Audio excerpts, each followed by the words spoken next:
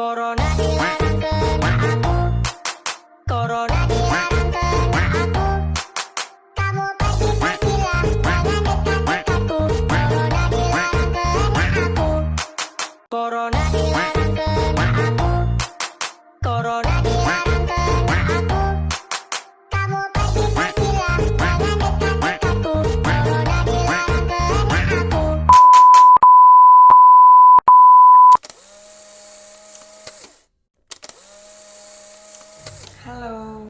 Halo.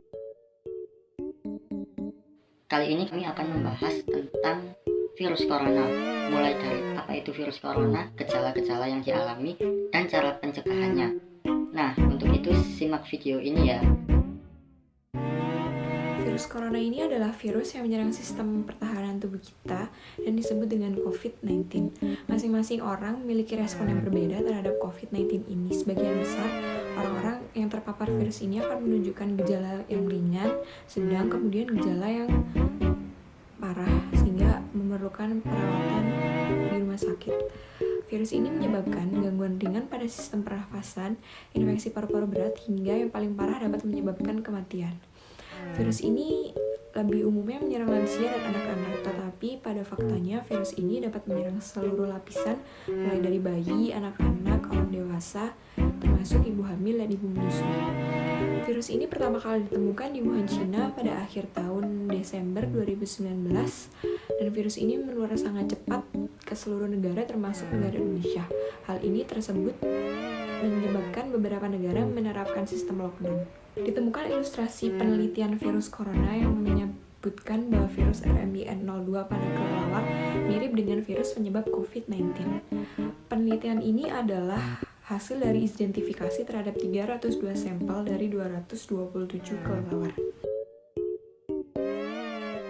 Fakta lain menyebutkan pertama kali corona menyebar di Indonesia diperkirakan dibawa oleh warga negara Jepang yang berkunjung ke Indonesia pada tanggal 15 Februari 2020. Selanjutnya, Indonesia mengambil langkah yaitu dengan cara mengumpulkan beberapa sampel orang-orang yang telah melakukan perjalanan dari luar negeri sebanyak 136 orang menjalani pemeriksaan dan hasilnya negatif. Ini adalah hasil dari per 26 Februari 2020. Diupdate pada tanggal 7 Juni 2020 pada pukul 12 waktu Indonesia bagian Barat, jumlah yang terpapar COVID-19 di Indonesia sudah mencapai 31.186 positif dengan rincian 10.498 yang dinyatakan sembuh dan 1.851 dinyatakan meninggal. Hingga saat ini ada 40.370 orang ODP. ODP adalah orang dalam pemantauan dan 14.197 orang PDP. PDP adalah pasien dalam pengawasan. Berdasarkan grafik tersebut, dapat diketahui bahwa peningkatan kasus virus corona yang terjadi di Indonesia mengalami peningkatan yang sangat signifikan. Dihimpun dari 60detik.com, inilah beberapa gejala yang dialami oleh pasien yang mengidap virus corona, yaitu hari pertama biasanya kemunculan gejalanya yaitu demam, batuk kering, nyeri otot, dan sebagian orang biasanya diare. Hari kelima muncul kesulitan bernapas. Hari kelima ini muncul kesulitan bernapasnya sesak napas yang ringan. Lalu hari ketujuh biasanya pasien mulai dirujuk ke rumah sakit. Untuk hari ke-8, pasien yang mengalami kasus parah akan mengalami sesak napas yang serah, yaitu ada cairan di paru-parunya dan bisa berujung fatal. Hari ke-10 biasanya pasien dirawat dan dipindahkan ke ICU. Lalu pada hari ke-17, jika pasien bisa disembuhkan maka ia akan sembuh, dan jika tidak bisa, dia akan meninggal dunia. Nah, yang pertama yaitu kenaikan harga barang pangan. Nah, pemerintah sudah menganjurkan masyarakat untuk berada di rumah saja selama 4 bulan terakhir. Nah, hal ini bertujuan untuk menekan laju dari COVID-19 itu sendiri. dari kebijakan tersebut membuat masyarakat menjadi lebih konsumtif, sehingga kebutuhan bahan pangan yang harusnya cukup menjadi tidak cukup, sehingga karena banyaknya permintaan dan barang yang ditawarkan menipis membuat kenaikan harga barang pangan itu sendiri. Nah, berikut harga bahan pangan yang naik akibat corona. Yang pertama ada jahe merah. Jahe merah yang awalnya harganya cuma 50.000, dia naik jadi 70.000 per kilogram.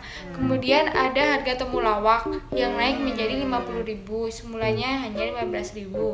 Kemudian ada harga bawang bombay yang naik sangat drastis hingga 100%, yang dari awalnya hanya 15.000 sekarang naik menjadi 160.000 per kilo. Kemudian ada harga bawang putih. Harga bawang putih sendiri ini awalnya 14.000 per kilo, kemudian menjadi 17.950.000 per kilonya. Terus ada bawang merah juga naik. Kemudian harga cabai rawit, telur ayam, dan kemudian harga beras juga ikut naik. Nah, dampak selanjutnya yaitu perusahaan pariwisata merugi. Seperti kita ketahui bahwa sektor pariwisata merupakan salah satu sumber kontribusi devisa negara Indonesia.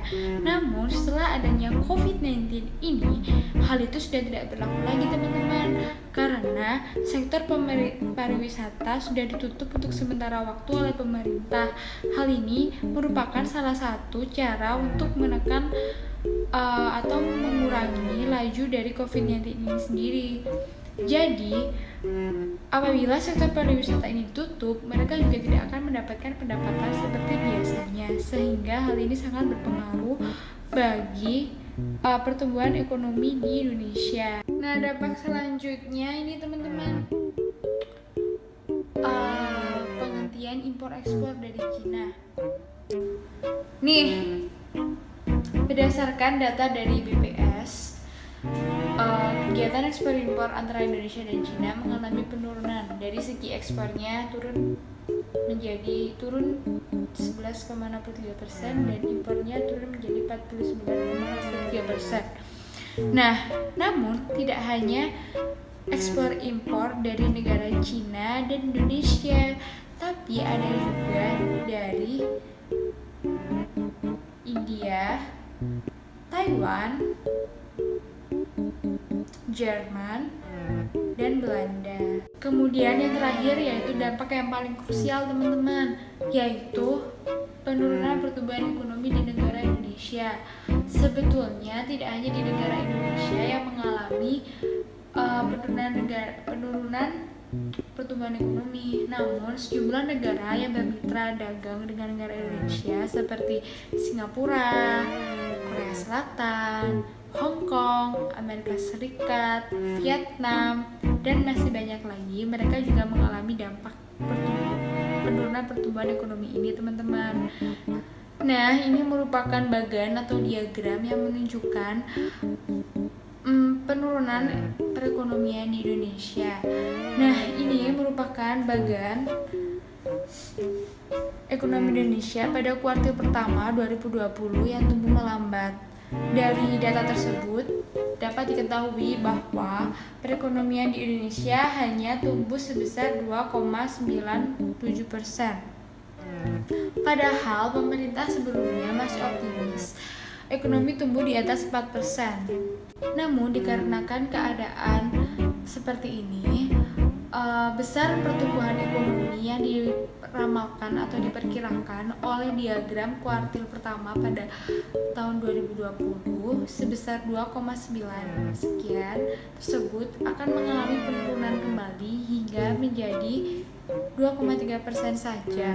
Hal ini mengakibatkan angka kemiskinan akan bertambah menjadi 4,86 juta orang dan angka pengangguran juga akan bertambah menjadi 5,23 juta orang. Nah, kita sudah tahu kan seberapa krusialnya dampak wabah COVID-19 ini bagi Indonesia. Maka dari itu, kita sebagai masyarakat wajib mendukung dan mensukseskan stimulasi ataupun kebijakan yang dikeluarkan oleh pemerintah, karena hal itu semata-mata dilakukan untuk menekan pertumbuhan laju COVID-19 itu sendiri. Nah, teman-teman, selalu menerapkan protokol kesehatan dimanapun kalian berada dan kapanpun itu. Hal itu sangat-sangat membantu kalian untuk terhindar dari wabah COVID-19 ini sendiri. Kita mengantisipasi atau mencegah penularan COVID-19. Yang pertama, ketika memegang benda apapun itu, segeralah cuci tangan dengan cara basahi tangan seluruhnya dengan air bersih mengalir. Kemudian tuangkan sabun, lalu gosok ke telapak tangan, punggung tangan, dan sela-sela jari tangan setidaknya selama 20 detik. Kemudian bilas tangan dengan air bersih mengalir. Lalu keringkan tangan dengan handuk bersih atau tisu. Yang kedua, tutup mulut dan hidung ketika batuk atau bersin. Yang ketiga, hindari jabat tangan dan hindari pula kerumunan banyak orang. Jika mengalami demam, batuk, ataupun kesulitan bernafas, segeralah cari bantuan medis. Nah, itulah beberapa cara mengantisipasi penularan COVID-19. Mulai sekarang, budayakanlah hidup sehat, karena mencegah lebih baik daripada mengobati. Terima kasih, semoga ilmu yang kami berikan bermanfaat. Corona dilarang kena aku. Corona dilarang kena aku. Kamu pergilah, jangan dekat-dekatku. Corona dilarang kena aku. Corona